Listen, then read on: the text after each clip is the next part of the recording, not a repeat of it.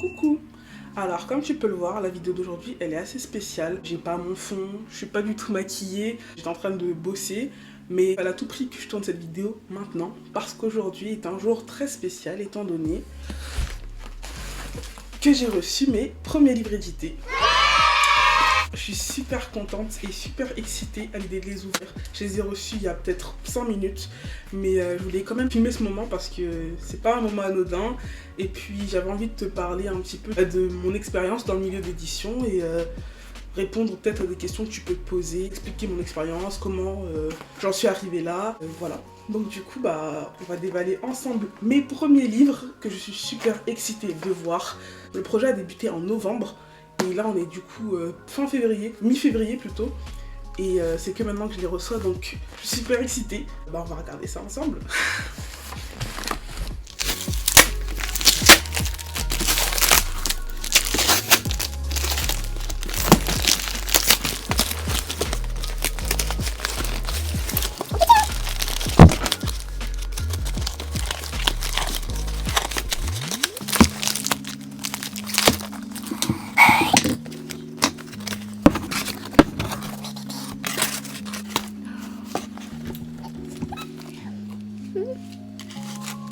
C'est moi ça.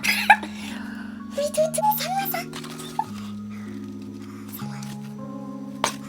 C'est mon livre, et c'est moi, c'est mon livre, c'est à moi, c'est mon livre, c'est moi, là, c'est moi ça. Là, c'est moi. C'est moi.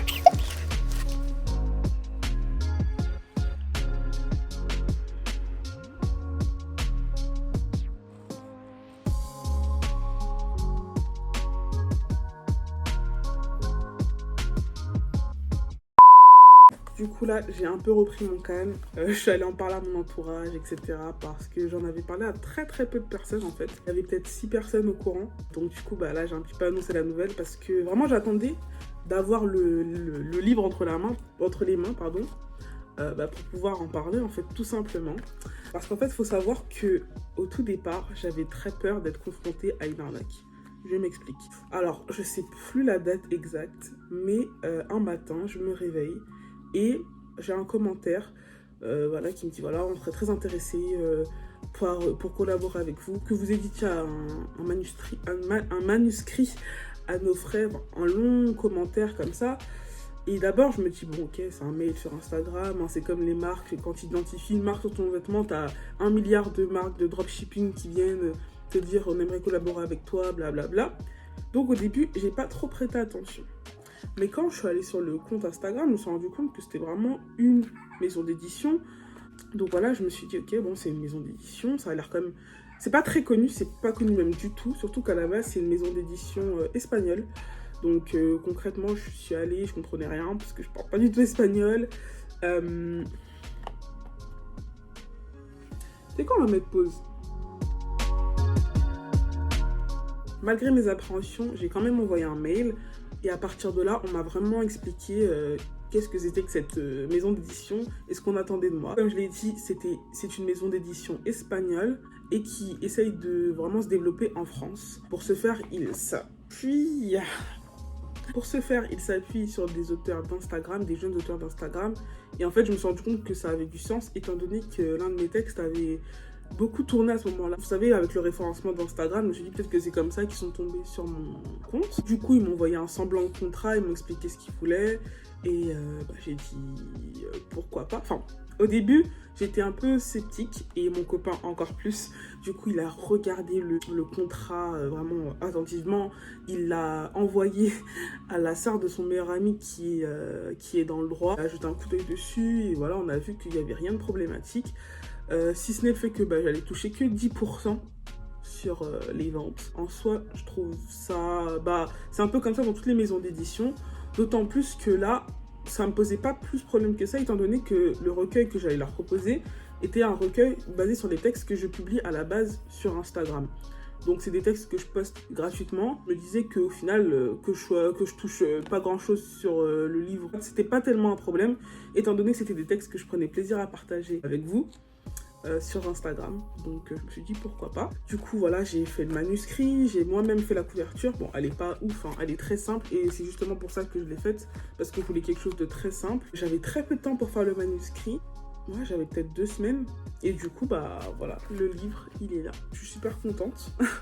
Je suis super contente, même s'il y a beaucoup de soucis, je trouve, par rapport à la communication. En fait, il y avait un véritable problème au niveau de la communication.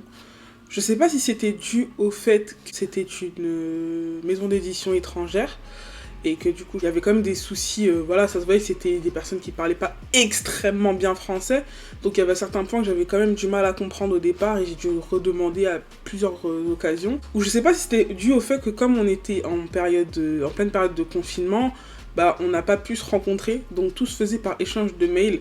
Du coup c'était un petit peu, voilà, c'était un peu plus de travail parce que voilà, je comprenais pas parfois le mail.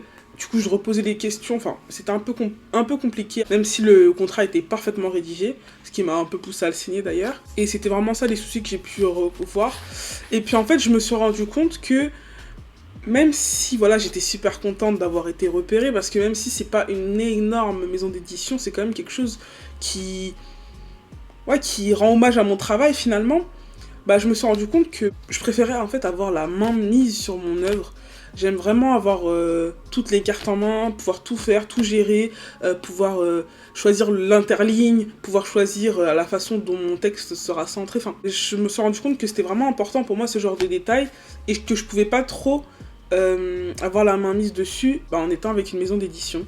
À l'avenir, je suis pas sûre que je retenterai l'expérience, à part si bien évidemment je suis repérée par une énorme maison d'édition. Mais pour l'instant, vraiment, je me rends compte que j'ai besoin d'avoir le contrôle total sur mes œuvres. Et puis, on va pas se mentir, la rémunération, elle est très nulle comparée au fait que moi qui ai fourni tout le travail, j'ai pris énormément de temps. J'ai mis des soirées et des nuits entières pour travailler les textes, pour travailler les thématiques. D'ailleurs, je vais vous expliquer un peu plus tard vraiment le contenu de mon recueil. Donc ouais, ça fait un petit peu mal de voir que on touche très peu sur l'œuvre qu'on a totalement créée du début à la fin. Même la couverture, c'est moi qui l'ai réalisée. Bon, c'est quelque chose de très simple, hein, mais c'est quand même moi qui l'ai réalisée.